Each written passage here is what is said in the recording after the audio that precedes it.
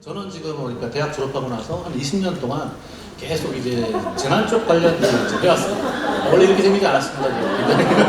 굉장히 하고 있었는데, 네. 저 같은 사람은 계속 구호 활동을 하다 보니까 당장 내 앞에 있는 사람들 생명을 구해야 되고 사람들한테 도움을 주는 일을 계속 할 수밖에 없거든요. 그러다 보니까 주변에 있는 분들이 이제 기후변화 얘기를 했을 때 솔직히 이게 별로 잘 와닿지가 않는 거예요. 그래서 요즘도 그렇지만은 보통 기후변화 얘기할 때 상징적인 이 사진으로서 이제 북극곰 얘기가 나오는데 불쌍하긴 한데 갈 데가 없다는데 그럼에도 불구하고 나는 지금 사람들 구하는 게 더 중요하니까 그래서 굉장히 중요하다고 하는데 머릿속에선 이해가 되는데 가슴으로는 그렇게 크게 와닿지가 않았던 겁니다. 그런데 이제 조금씩 이제 다른 상황을 알게 되는 게 중앙아프리카에 있는 차드 호수인데요. 세계에서 6번째로 큰 호수였습니다. 그런데 사진에서 보는 것처럼 지금은 거의 형체가 없어져버렸거든요. 그럼 여기까지 오면 근데 또 이게 환경 문제겠구나 생각했는데 이 사건 때문에 인종하고 종교 문제가 엮이면서 그때 수단에 다르푸르 내전이라는 전쟁이 발생하게 됩니다. 근데 그 전쟁 때문에 결과적으로 사망자만 40만 명이 생겼고요. 250만 명의 저희 난민들이 생겼었습니다.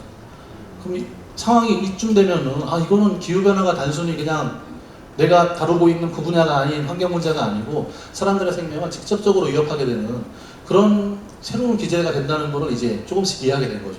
그 이후에 여러 가지 이제 경험들을 하게 되는데 그래서 뭐 사실상의 결론입니다만은 기후변화는 더 이상 환경 문제가 아니고 제가 보기에는 이거는 인간 안보의 문제인 겁니다. 안전의 문제인 거고. 아주 가까운 시기에 예를 들면요. 지금 15호 태풍 화사이가 딱 2달 전에 불었거든요. 근데 다행히도 우리나라는 피해가 버렸는데 특히나 우리나라는 이게 태풍이 일본으로 가버리면은 아무도 신경을 안 씁니다. 뉴스에도 나오지 않거든요. 근데 지금 저희는 일본에 좀 동료들이 있다 보니까 이 상황을 계속 보게 되는데 태풍이 불고 나니까 지금 사진에 나온 것처럼 도시가 깜깜해져 버렸습니다. 왜 그러냐면 송전선이 다 넘어져 버리고 전신주 2,000개가 다 부서져 버렸거든요. 그래서 이 도쿄 바로 옆에 있는 치바라는 도시가 한 달간 저렇게 암흑 상태로 지냈던 겁니다. 그런데 이제 딱 한 달 지나고 나서 그 전기가 다 복구될 때쯤에 19호 태풍 하기비스가 옵니다. 이거는 금년에 발생한 태풍 중에 가장 강력한 태풍이었고요. 이것 때문에 일본에서는 1,000만 명한테 대피 공고를 내립니다.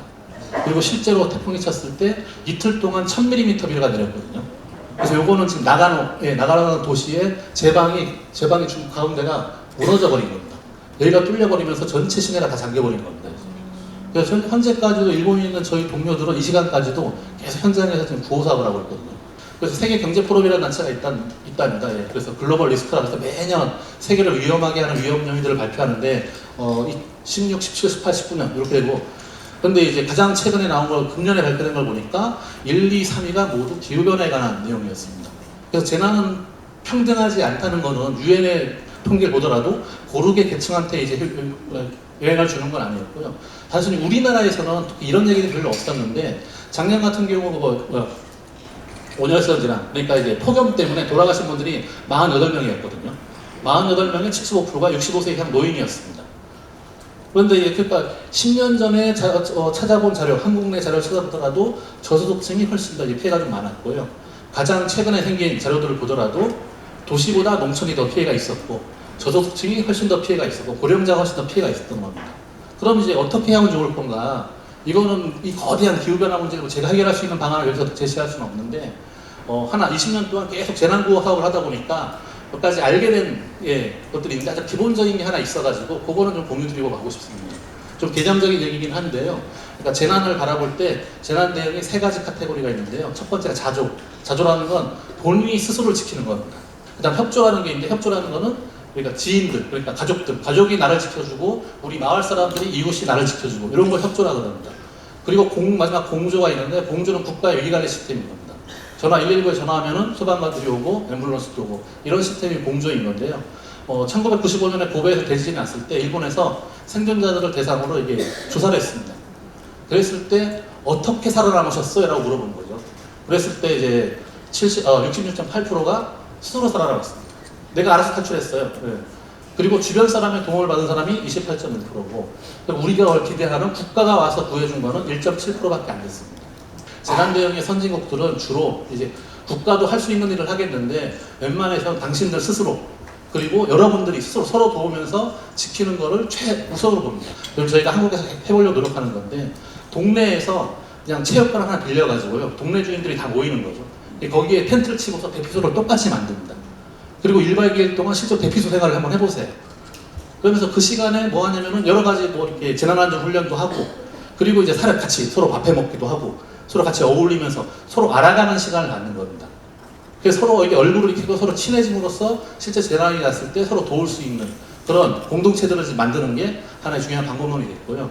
일본의 어느 마을에서는 마을 사람들끼리 마라톤 대회, 우리 마을이 얼마나 좋은 마을인지 알기 위해서 그 코스를 마라톤 대회고, 마을 지도 만들기도 하고, 고령자들이 많으시니까 마을 사람들이 아예 마을 버스를 운영하기도 하고, 그리고 이제 플리마켓, 벼룩시장 같은 거 외우는데, 이거 자체가 재난 때문에 하게 되는 거거든요.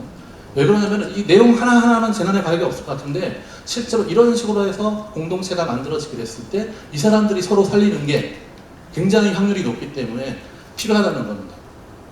그래서 이제 대단한 제가 솔루션을 가지고 있는 건 아닌데, 다만 20년의 경험을 통해서 이제 알게 된 거는, 구호 활동을 많이 하다 보니까 공동체성이 강한 곳은 굉장히 구호가 잘 돼요. 제가 고향이 제주도 대포마을인데요. 서귀포인 대포마을인데, 저는 고향에 가가지고 제가 하는 일을 설명을 못합니다. 왜냐면 어머니 혼자 계신데 나 재난 닥치면은 다 오셔가지고 다 모셔갈 거예요. 서로 자기 집에 모셔가지고 먹여주고 재워주고 다 하고, 피해 복구하는 거 다 같이 해주시고. 그러니까 이미 있는 거에서, 그러니까 대응력이 있는 거죠. 회복력이 있는 건데, 그렇다면 우리가 할 수 있는 건 기본적으로 굉장한 공동체 만드는 것도 필요할 수 있는데, 단순히 옆집 사람하고 얼굴만이라도 하는 거. 정말 재난에 갇혔을 때 우리 아이는 좀 데려다 주세요라고 정도 얘기할 수 있을 정도로 얼굴이 트이는 관계가 필요하고, 정말 잘 된다 그러면은 오늘 모이신 분들이 나름대로 같은 주제를 가지고 더 비슷한 생각을 가지고 모여가지고 하나의 어쨌든 공통된 의식들을 가지고 있는데, 요 감정, 요 감각, 지금 느끼시고 있는 같은 공동체에서의 감각, 이런 것들이 많이 알려지게 되면은 재난에 대해서, 기후재난에 대해서 이게 적응할 수 있는 힘이 생긴다고 봅니다. 예, 이상으로 마치겠습니다.